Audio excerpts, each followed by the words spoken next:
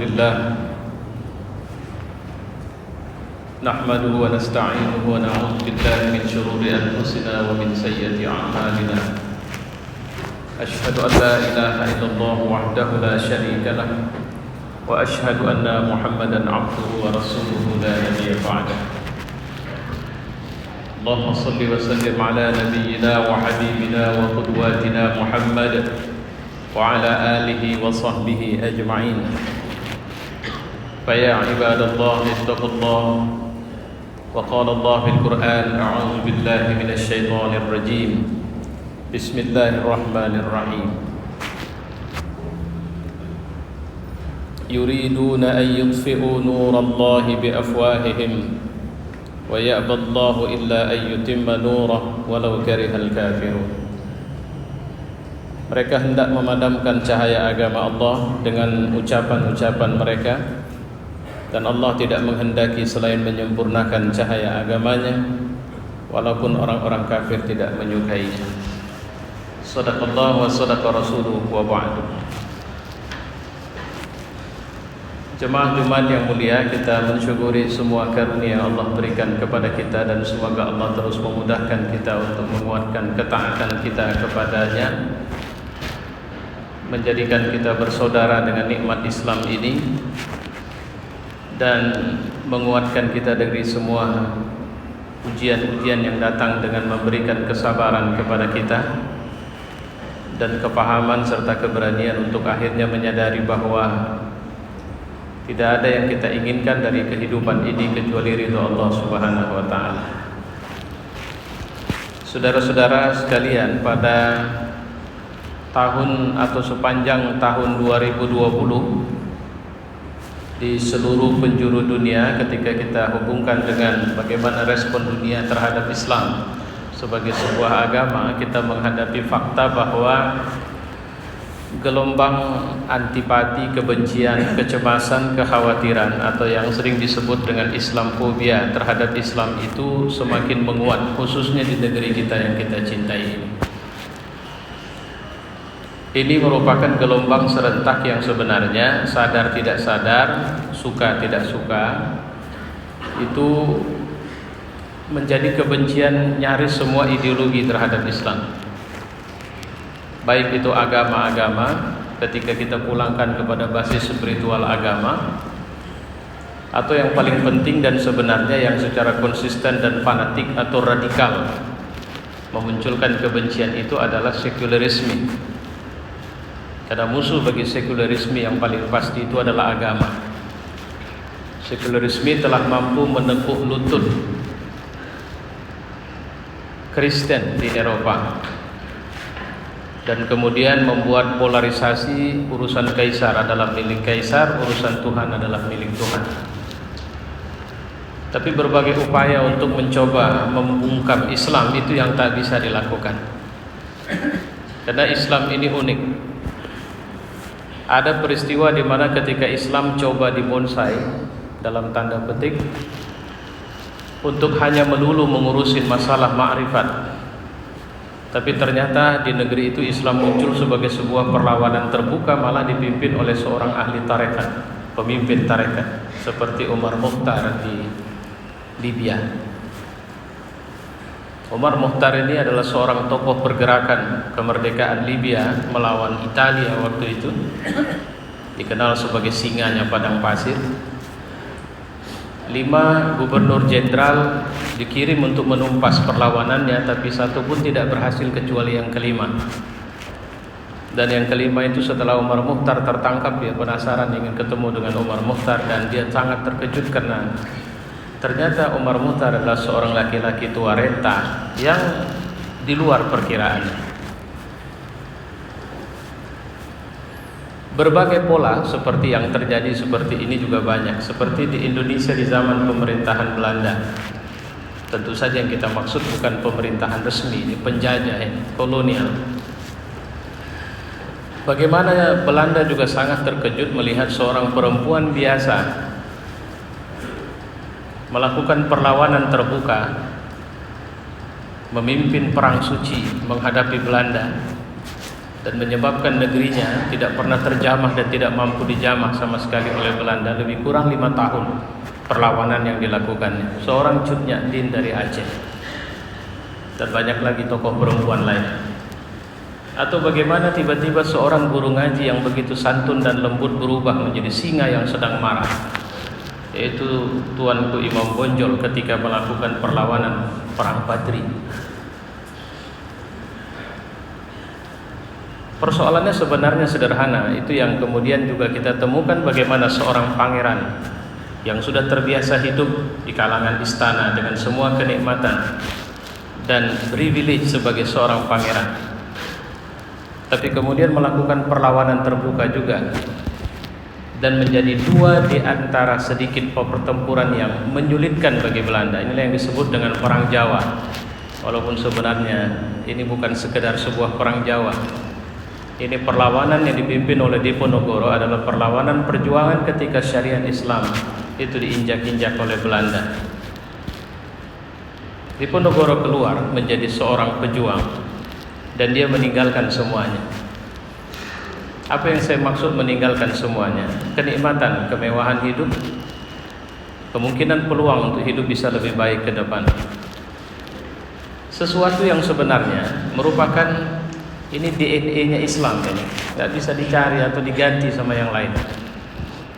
Karena kalau seorang sudah tersentuh dengan nilai-nilai Islam, maka akan muncul karakter yang sama di negeri manapun mereka berada, di perjuangan manapun, bahkan di alasan yang permukaannya seperti apapun.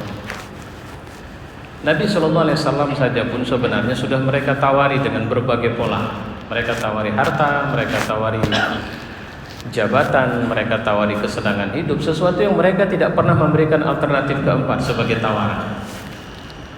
Mereka mengira orang berjuang dalam hidup itu cuma dengan 3 kemungkinan saja: harta, kemudian jabatan, atau mungkin kesenangan dalam bentuk perempuan kalau itu laki-laki. Dan membuat mereka terperangah ketika akhirnya ternyata 3-3 ini tidak diminati oleh Rasulullah SAW. Wajarlah kemudian mereka kalap dan panik untuk kemudian mencari cara menghentikan dakwah Nabi. 13 tahun pertama dakwah itu bukan situasi mudah. Umat Islam hanya sekitar 150-an orang total. Dalam sepanjang masa itu tidak sedikit yang pernah dan bahkan hampir tidak ada yang tidak dianiaya. 2 orang tewas, terbunuh.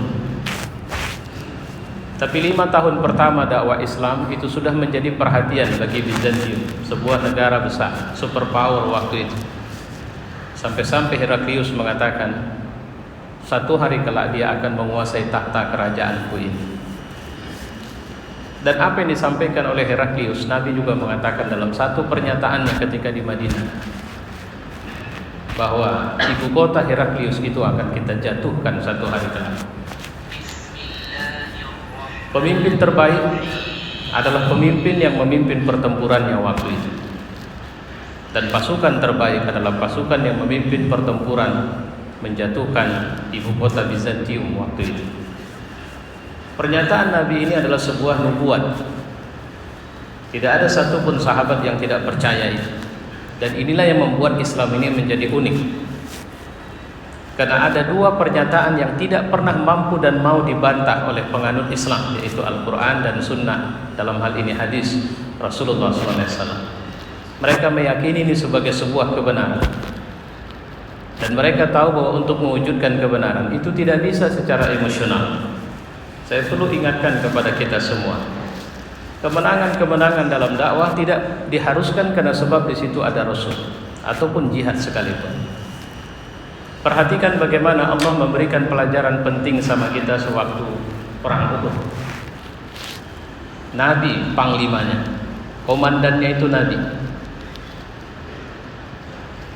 Yang ikut dalam perang Uhud itu semua ring satu, para sahabat utama ikut, as-sabiqun al-awwalun, ahlu Badar itu ikut semua. Tapi di situ Nabi hampir terbunuh.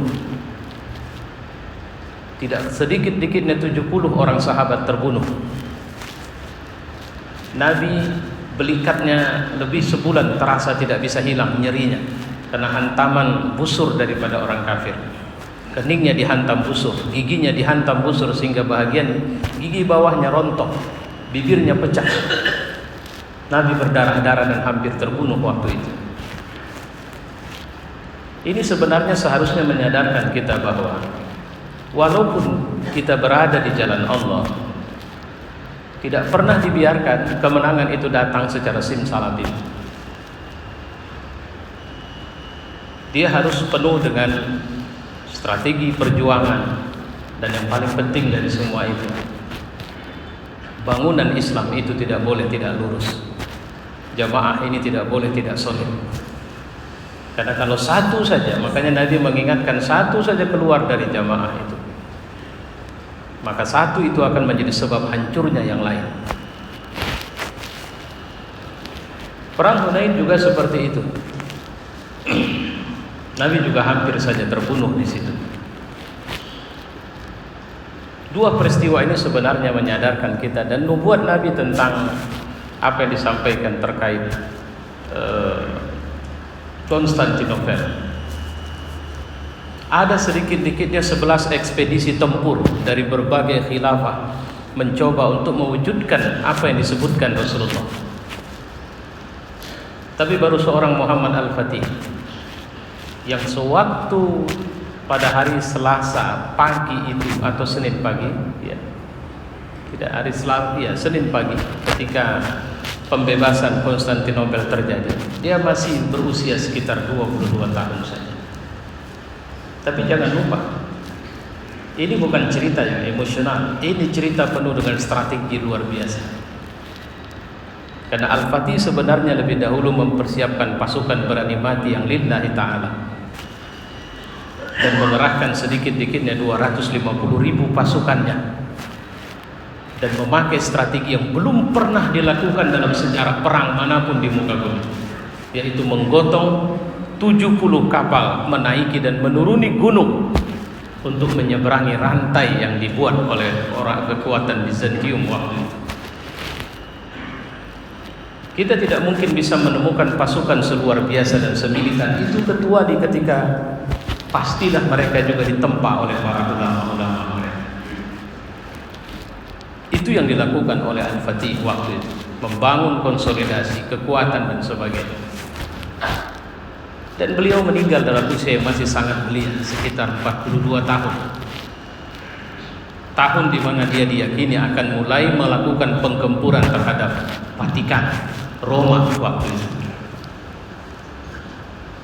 Kematiannya adalah karena sebab diracun oleh dokter pribadinya yang sangat dipercayainya, yang sebenarnya sudah diingatkan oleh para penasehatnya, jangan jadikan orang itu sebagai dokter pribadimu, karena orang ini seorang mu'allaf yang kita belum beruji atau belum teruji bagaimana kekuatannya. Kematian Al-Fatih akhirnya menyebabkan 7 hari 7 malam Roma dan Eropa melakukan pesta besar karena meninggalnya si Raja Wali besar itu, atau si elang besar itu. Jangan lupa jemaah yang mulia bahwa rentetan sejarah Islam bagi kekuatan yang mengkhawatirkan, mencemaskan dan menakuti Islam adalah rentetan yang sama. Rentetan dari sejarah sebuah peradaban yang akan mengancam kekurang ajaran mereka. Dan itulah di sepanjang rentetan sejarah, dunia ini selalu merasa atau berada pada posisi tidak begitu peduli jika sesuatu terjadi pada Islam. Apakah dunia mencatatkan bahwa pembantaian dilakukan oleh pasukan salib dalam perang salib ketika Masjid Al-Aqsa sebagai saksi sejarah terbunuhnya lebih kurang dari 1 juta rakyat muslim di Palestina atau di Yerusalem waktu itu menyebutkan pasukan salib sebagai teroris? Apakah dunia mencatatkan bahwa pelanggaran HAM luar biasa telah terjadi ketika Andalusia melakukan pembunuhan massal terhadap muslim waktu itu? Apakah kasus Rohingya juga dianggap sebagai kasus yang dunia mengutuk keras seluruhnya? Uighur juga seperti itu. kasus Poso dan banyak kasus lain di Indonesia, atau kasus pembantaian, pembunuhan sampai pemenjaraan semua aktivis muslim yang ada di Mesir dalam baru-baru ini saja dan masih sedang berlangsung sampai sekarang, Tunisia, Suriah, dan macam-macam negeri lain. Apakah dunia menatap itu sebagai sebuah ketidakadilan?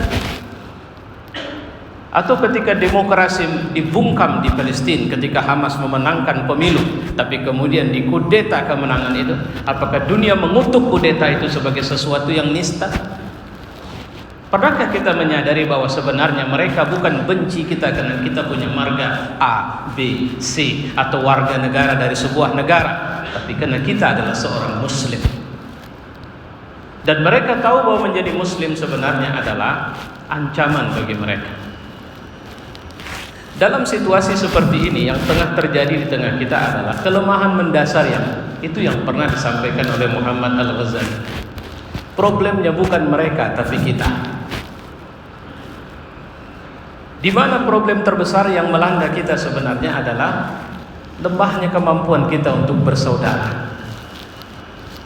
Lebih mudahnya kita melempar dendam, benci, husumat, serangan-serangan seakan-akan kita adalah orang yang lebih baik, lebih suci dari orang lain. Padahal ketika kita menjadi muslim, kita berhadapan dengan fakta seperti yang saya katakan tadi, tapi di dalam internal tubuh umat Islam juga mengalami pengeromosan yang luar biasa. Jangan lupa, kenapa akhirnya Al-Aqsa pernah lepas dari kita dan bahkan sekarang sudah hampir lebih kurang hampir 100 tahun sudah Al-Aqsa masih berada di bawah genggaman Israel. Berapa jumlah orang Israel di Israel sana atau di Palestina sana? Data yang saya dapat tidak lebih dari 20, enggak sampai 20-an juta. Total jenderal orang-orang Israel di seluruh dunia sekarang tidak lebih dari 40-an juta. Berapa jumlah orang Islam di Timur Tengah? Saya lupa dicatat di tahun berapa, tapi waktu itu ketika Israel hanya sekitar 7 juta orang saja. Umat Islam di Timur Tengah itu ada sekitar 350 juta orang. Saudi, Irak, Qatar, Kuwait, Bahrain, Yaman, Jordan. Tapi kenapa mereka bisa membantai, menghabisi umat Islam tanpa ada reaksi perlawanan? Itu tadi. Karena harga diri kita belum seperti yang dimiliki oleh generasi pertama Islam. Masih banyak kita menghargakan diri kita hanya pada segepok harta, setumpuk jabatan, atau kesenangan hidup. Masih banyak orang-orang yang berjalan di jalan Allah tapi tidak lillahi ta'ala. Masih banyak orang-orang yang bersama pasukan-pasukan yang menyerang musuh Allah tapi bukan karena Allah. Masih banyak para pengkhianat dan orang-orang munafik yang berada di tubuh umat Islam, tapi mereka berteriak merekalah pembela Islam itu. Masih banyak problem dan PR yang harus kita selesaikan. Fa'tabiru ya ulil absar.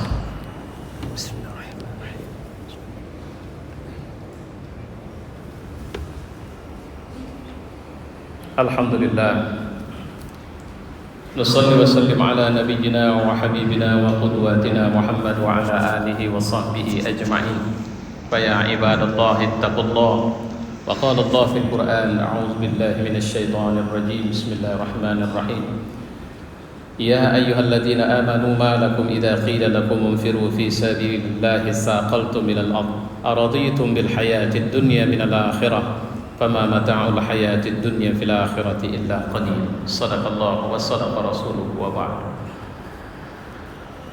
Ada hal yang harus kita lakukan untuk menjaga keberlangsungan Islam ini, dan itu adalah dua. Dan kalau dua ini tidak ada, maka hinalah kita. Yang pertama adalah dakwah, yang kedua adalah jihad. Dakwah itu mau bagaimanapun ceritanya tidak boleh kasar, tidak bisa dan tidak boleh.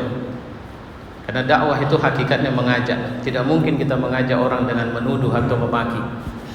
Tidak mungkin dengan mencela atau menganggap diri lebih suci dari orang-orang itu. Saya belum pernah mendengar bagaimana Nabi mencela secara terbuka kecuali perbuatan-perbuatannya. Karena kalau perbuatan di Quran itu sebutan seperti anjing pun ada. Tapi kalau kemudian kepada orang tidak bisa. Siapa yang jamin kita akan selamanya hadir di masjid ini? Sementara orang yang kemudian mencaci maki masjid akan selamanya mencaci maki masjid. Tidak ada jaminan. Siapa yang mengatakan pelacur akan selamanya jadi pelacur dan dia laknatullah dan pasti masuk neraka? Siapa yang punya hak? Apa kita sudah punya hak untuk mengklaim orang layak masuk surga atau masuk neraka? Dakwah itu tidak boleh dengan kata-kata yang seperti itu. Karena dakwah itu mengajak. Ketika para sahabat sudah tidak percaya Abu Umar bin Khattab akan menjadi seorang muslim, Nabi tidak kehilangan optimismenya. Bahkan terus menghabiskan waktunya untuk mendoakan satu dari dua Umar masuk Islam. Ya Allah, jayakan Islam dengan dua atau salah satu dari dua Umar, Umar bin Hisham atau Umar bin Khattab.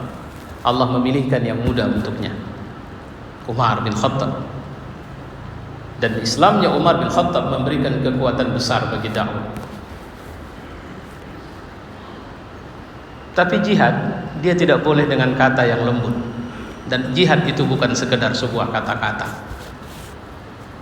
Jihad itu no kompromi. Jihad itu bara al-wala wal bara.